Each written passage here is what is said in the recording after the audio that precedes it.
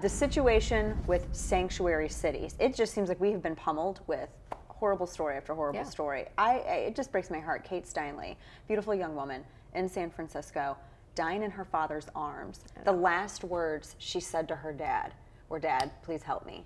That's the last thing that this man heard his daughter say from an illegal alien who had entered illegally. And the city basically gave the one-finger salute to ICE, who had a detainer, and they wanted them to call them when they were going to release this guy. Never happened.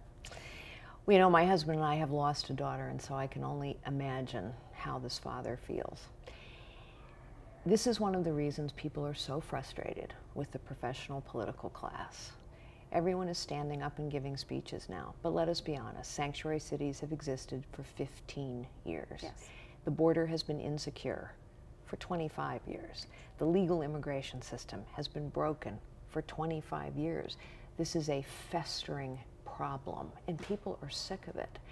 And a speech won't fix it, and a bill won't fix it. The only thing that's going to fix this is somebody in the White House who says, we will secure the border, we will enforce the law. It is absurd that San Francisco can thumb their nose at federal authorities. And it is equally absurd that the federal government doesn't say, sorry, we have jurisdiction here, and we are enforcing federal law. That's what has to happen. It's what I would do. We can use technology, manpower, money to secure the border, but the thing that seems to be lacking, and honestly it's a problem with both parties, is political will. No, political 25 years, the border has been insecure under Republicans and Democrats alike.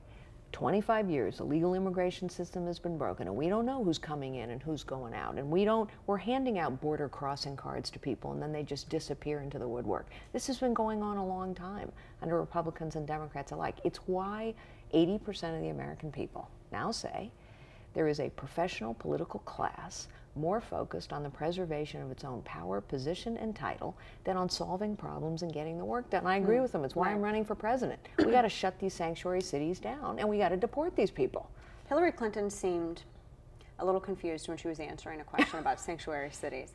And she was saying, well, I think that, for some of them, they should definitely be sent back. It was almost as if she was trying to differentiate. Well, if they've committed some really violent crimes, then they can be sent back.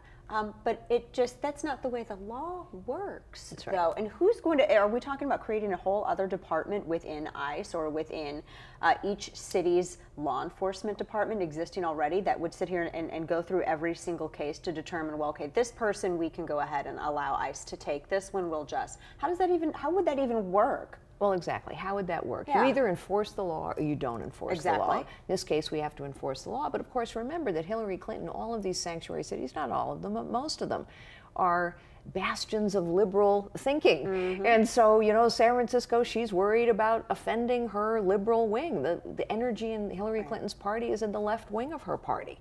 It's why I think so many people who have voted Democrat or independent in the past are now looking and saying, I'm not sure this party is the party for me anymore. Prioritization is, of course, important. A child rapist and a murderer is a really high priority to deport immediately, which is what this guy was. My goodness, he had a rap sheet a mile long. People knew he was a bad actor. He wasn't some dishwasher in the back of the kitchen. He was a criminal.